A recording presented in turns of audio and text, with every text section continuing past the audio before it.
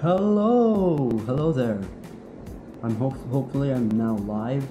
Hello there. Hello, hey, hello.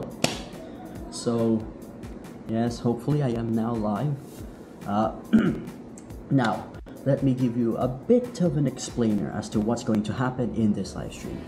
Over the next 10 hours, I'm not kidding, from now until 11 o'clock here in the Philippines, I will be tuning in and I will let you watch the special coverage of this election, because that's how we do here.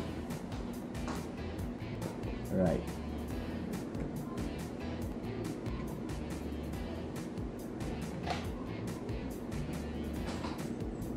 Oh, what the hell?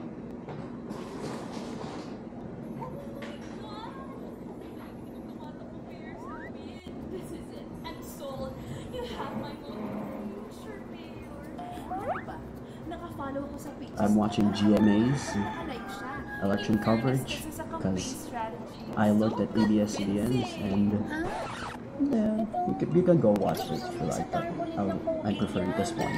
Iba itsura niyan sa personal. Ito, okay na. Mare, nagpadala ka sa charm niyan.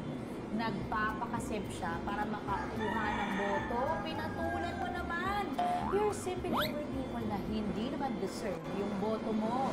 Kapag trying hard para lang makakuha ng attention, ang tawag dyan, sip. Alam mo, Mare, wala namang masama na magpapansin tayo sa mga crush natin. Pero, pagdating sa mga politiko, hindi siya nagkaka-demure. Gets mo? Ngayong eleksyon, asahan mo nang magpapaganda at magpapapogi yung mga kandidato para makuha yung boto mo. Magpapabango yan ng image. Para maliligaw. Ako maliligaw siya. Bilang mga butako, sana hindi tayo maging marupok. Oo, ikaw, marupok ka. Huwag ka nang magpapadala sa mga politikong discard lang ang puhunan.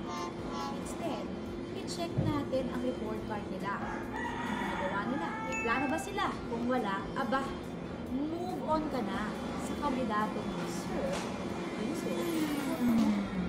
Ngayong eleksyon, simplihan lang natin. Huwag magpapadala sa mga set na kandidato. Huwag ding magpapakasim sa mga kandidatong wala namang ambag pag nasa pwesto na. Kung pipili tayo ng iboboto, dapat yung handang magserbisyo. Dapat totoo. Ako po si Aubrey Carabel ng GMA Integrated News. Dapat totoo. Dapat totoo. Dapat totoo kung ika'y buboto. Dapat totoo kung ika'y buboto. Dapat totoo kung ika'y buboto. Dapat totoo kung ika'y buboto. Kahit sino, kahit saan, pwedeng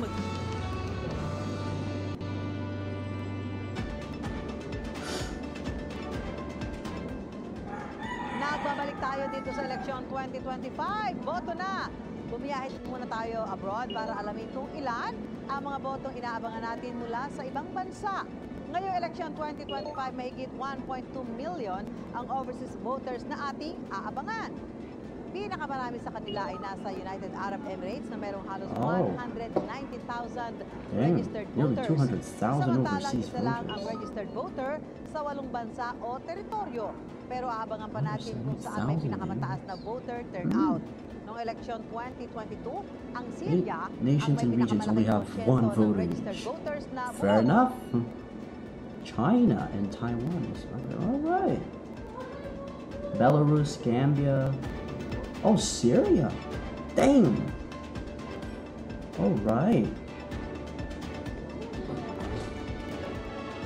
Iniimbestigahan na ang mga sangkot sa nangyaring komosyon kaninang umaga sa Cotabato City. Kumuha tayo ng update kay Efren Mamak ng GMA Regional TV. Efren. Yes, nagkaroon nga ng komosyon kanina sa isang presinto sa Cotabato City Central Pilot School pasado alas 10 ng umaga kanina. 4 na mga botante ang inaresto. Nagkairingan at nagsuntukan umano ang 4 na mga lalaki dahil sa bintang na posibleng dadaya sa eleksyon o botohan. Hindi pa matukoy mula sa 4 na lalaki kung sino ang unang nanuntok. Nasa kustodiya ngayon ng kapulisan ang 4 na lalaki na nilapatan ng first aid, lalo na yung isang lalaki doon na may sugat sa tenga. May mga paralegal team din ang dumating. Ayon kay Police Colonel Jibin Bongkayaw, ang Cotabato City Director ng kapulisan, isailalim muna ang 4 na sangkot sa investigasyon pero may karapatan pa rin silang bumoto. At ngayon nga lang hapon ay meron na namang komosyon ang nangyari kung saan dito sa likod ko, mayroong isang presinto na may mga botante ang nagsisigawan dahil umano sa posibleng giringan sa pila. Pero agad naman itong pinahupa ng kapulisan dahil agad naman silang rumesponde sa mga presinto dito mismo sa Cotabato City Central Pilot School. Mula rito sa Cotabato City, ako si Efren Babak ng GMA Integrated News. Okay. 4 men arrested for a commotion in Cotabato City Central Pilot School. That's the story. Sinasabing maaring naging sanhi itong senatorial candidate Marcos has voted. Politika ba o dahil lang sa init ng ulo, dahil mahaba yung pila, ano ba yung mga factors dyan? Look at that. Yes, isa sa mga tinutukan natin bakit nagkaroon ng giringan, base sa napag-alaman natin, ito ay dahil sa haba ng pila. Dahil hanggang ngayon ay hindi pa nakausad ang pila dito sa isang presinto. Inaalam pa natin kung may kaugnayan ito sa politika. Okay, maraming salamat, Efren Mama. Okay. GMA Regional TV. Okay. What was that? Tuloy-tuloy po ang eleksyon 2025 coverage. Bukod sa GTV, mapapanood din ito sa official Facebook at YouTube accounts ng GMA Integrated News. At kung may kuha o kwentong eleksyon ka na gusto mong i-share, isend lang sa YouScoop Plus.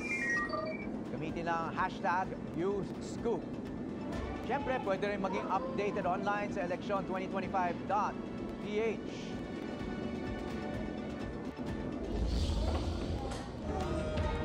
Kasama rin nating nagbabantay ang ilang election watchdogs at civic organizations. Nariyan ang Parish Pastoral Council for Responsible Voting o PPCRV, National Citizens Movement for Free Elections o NAPREL, at Legal Network for Truthful Elections o LENTE. Sumusuporta rin sa atin ang video sharing platform na YouTube.